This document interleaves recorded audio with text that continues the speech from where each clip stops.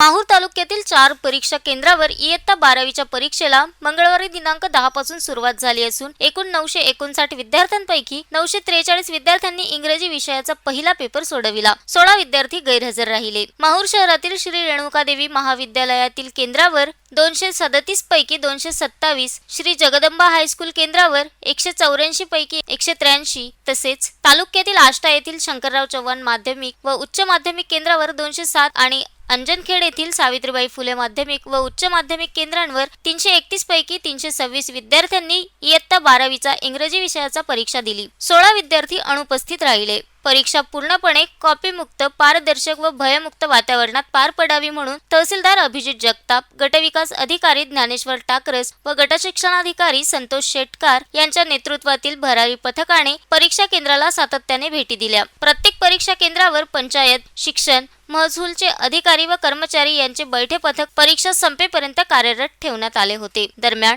उपविभागीय पोलीस अधिकारी किरण भोंडवे यांच्या मार्गदर्शनाखाली पोलीस निरीक्षक देविदास चोपडे, सिंदखेड पोलीस ठाण्याचे सहपोलीस निरीक्षक रमेश जाधवर यांनी कुठलीही अनुचित घटना घडू नये म्हणून सर्व परीक्षा केंद्र परिसरात चोख पोलीस बंदोबस्त ठेवला होता। Shankar Bhalerao, the sting operation news, Mahur.